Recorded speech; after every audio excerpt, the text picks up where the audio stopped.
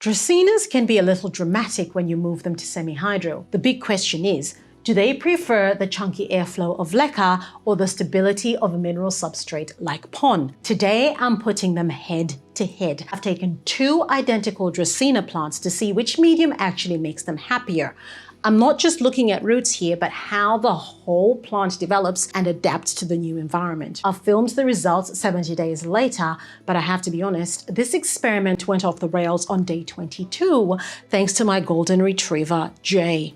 What started as a standard growth comparison turned into a wild test of survival for one of my plants. Stay with me to see the full setup, and then we'll jump straight into the day 70 update to see if the plant could actually recover from the chaos of my golden retriever, and of course, which substrate the plant prefers, Leca or PON-like mix.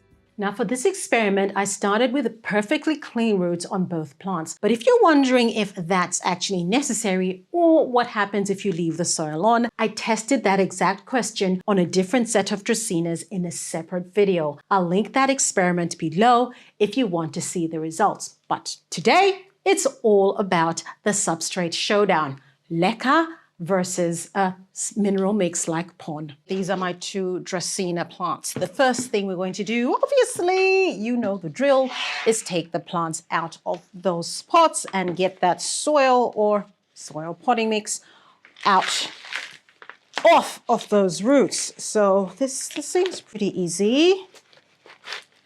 Oh yeah.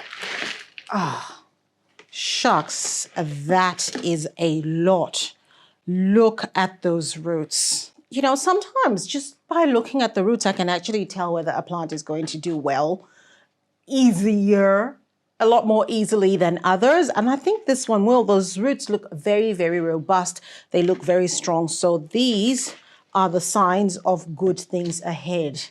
Wow, now if I was into potting mix, I would say this is a nice one. It looks really good. It smells amazing. But anyway, that is not what we're about.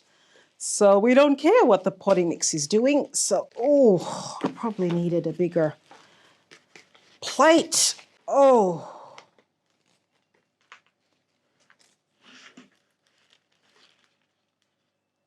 Look at that. That also looks rather scrumptious. So we're now going to go outside and we will wash off all this organic matter off the roots.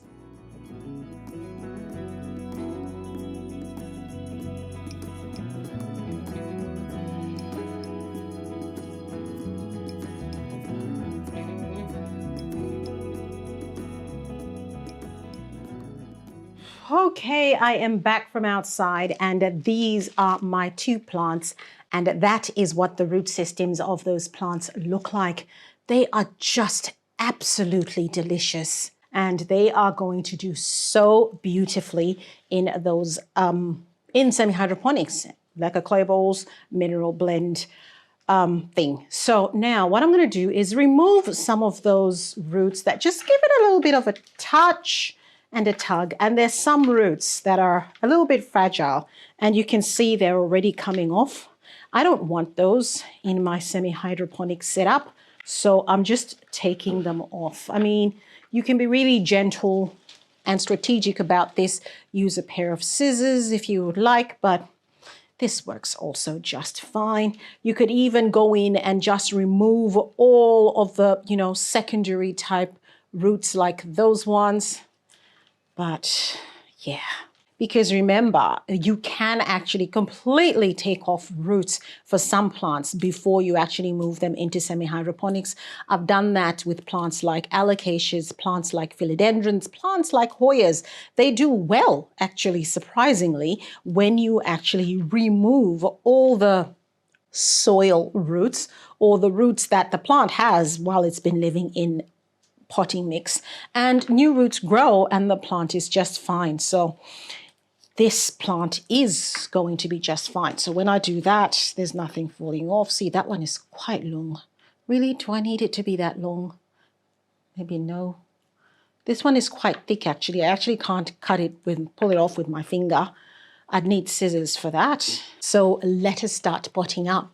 I initially had 14 centimeter pots that I was going to use for this, and I quickly realized that 14 centimeters was way too small for these big, really thick root systems. So I've leveled up to an 18 centimeter pot, and this is a clay pot that I got from the Leafy brand. Thank you, Andy, of the Leafy brand.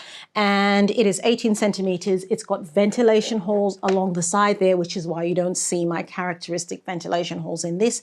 And I think that should be okay. So I'll grab my Leca. So this is Leca that's been cleaned, sterilized. I use it with a different plant. I've just sterilized it, boiled it, and it is ready to go. So I put a little bit of Leca at the bottom of that pot, just to, that's slightly above a third, but it's not really the third that really matters. It's about how that plant is going to sit in there and what level it's going to be at. That is what I care about. And so that's good, because what that means is, you know, that much of the stem is in the pot and the plant is adequately supported by the Leca clay balls, and all of my roots are going to be covered by the Leca. So all that's left to do at this stage is to fill this pot up with Leca.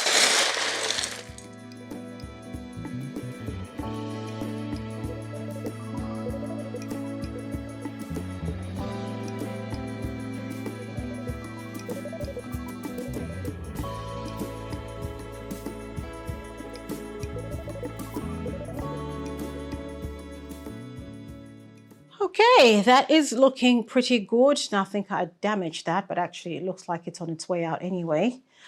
Just give that a bang to settle my Leca, and ooh, I like how that looks. That plant looks really, really good, and I think it's going to do well. Well, I'll put that there, and I'll now bring on the plant that's going into my mineral blend. So this is a mineral blend that I got from a place called Habit Plants. I love to use their mineral blend. It is a fantastic, and it is a great substitute for PON. So if you don't have a Habit Plants where you are, or you don't have a mineral blend, PON is something you can use. Some people use pumice, you know, just anything that is mineral based, doesn't have any organic sort of matter in it, is kind of what we're going for here. So before I start putting up, I'm going to put this here, because what's going to happen when I start putting my mineral blend in here is it's going to start falling out through those holes, which is a very big disadvantage when you're using things like PON or anything of smaller size substrate. Up until the plant actually starts to grow really well and those roots mesh everything together, the falling out really does my head in. But of course, you can put a mesh at the bottom to sort of keep that in place. And I know the people from the Wavy Leaf have done that. They supply a little mesh that you can use. But, you know, I don't have one. So, yeah, I'm just going to have to make do. And most times it's actually fine after the plant starts to grow a bit. And so just to see where that is going to be sitting.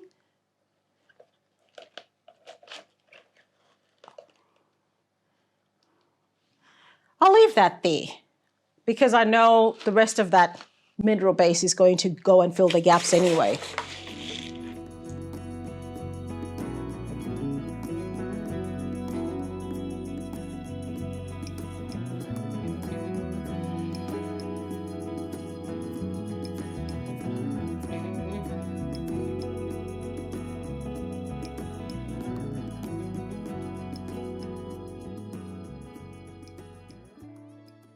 Okay, that is all potted up, and I just give that a bash just to make sure that everything has settled in and amongst my plant roots.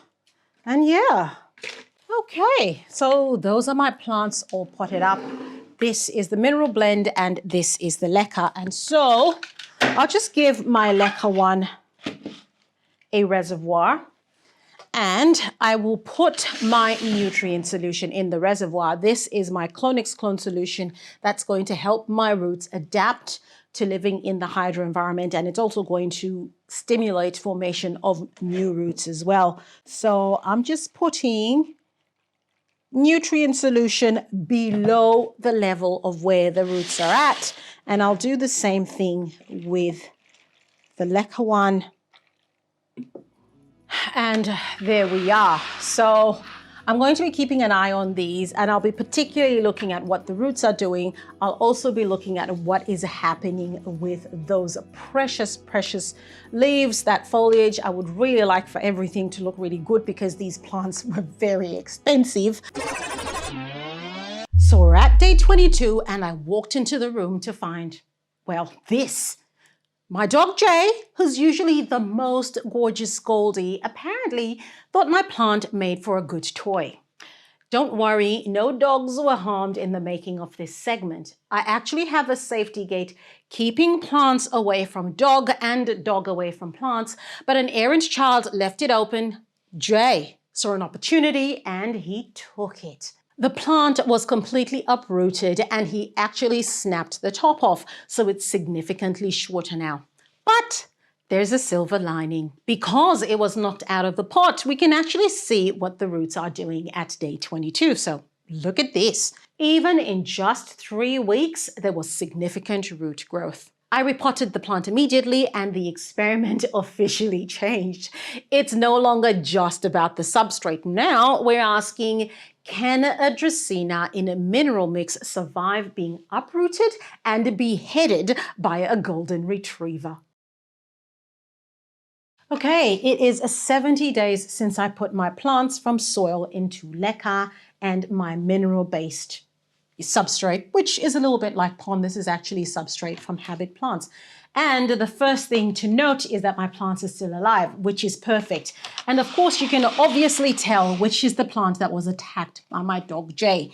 This is the plant that I put in PON and that was attacked. And you can see it's obviously smaller than the other plant and looks a little bit worse for wear, right? It was just nipped off over there. But anyway, it's alive. So let us take a look at what is going on here. So of course, we're not surprised with the outcome of the one that is in the Leca. This is looking really, really good. So this was obviously a direct transfer. And of course, I was using this clear cache pot and you can see there the algae that's already starting to form, but that is not disturbing anything to do with the roots. There's a little bit of drying off of the leaves that are right at the bottom there, but you know, that's really neither here nor there. I think a little bit of leaf loss we can forgive. But all in all, I'm really quite liking how things have gone here. You can see there's this gorgeous big root over there. It just looks absolutely beautiful. And yeah, I think, would I do it directly straight into Leca? Yeah, I think my plant is really loving Leca. Now, this is my PON here, my PON-like substance. And look, it's going good. I'm really happy with it, actually. You can see there's actually quite a lot of root growth there. There's a lot of roots that are coming through there. So clearly this is a system that's working for this plant.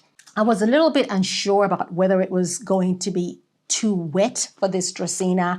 And in all honesty, I'm not sure that I don't want to put a wick in this. I think if I did use a PON-like substance in the future, I would probably put a wick just because I'm just, you know, I'm not convinced that it's not just too wet in there because this is really in a submerged setup. But yeah, well, you know, you can see there's a root there. So I guess it's happy enough. And yes, of course, that's the casualty of my dog. But what's really beautiful about this plant is because he nipped off the top, there's actually a new bit that's growing out by the side. So this plant is actually really going to continue and is going to look good once it gets over, you know, this. Now, I'm told that this particular Dracaena grows very, very slowly. So it might be a while before this plant starts to look very beautiful again. But in terms of what my conclusion is, whether this plant prefers Leca or it prefers PON, I think, you know, at this point, the jury's out. I think it's, you know, it doesn't make any difference, at least with my plants anyway. So I'd happily put them in PON or Leca, depending on what it is I have available.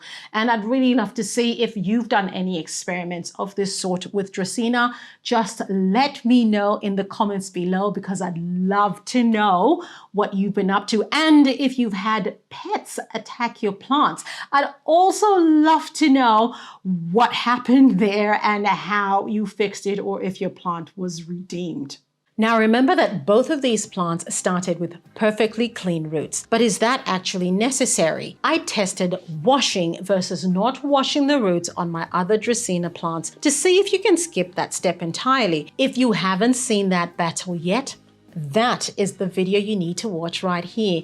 Don't forget to check out my book, Plant Parenting for Busy People, for more in-depth guides on how to grow plants stress-free, and join us in the free Facebook group Semi-Hydroponics with the Leca Queen to show me your own setup. Thanks for watching, and I'll see you in the next experiment.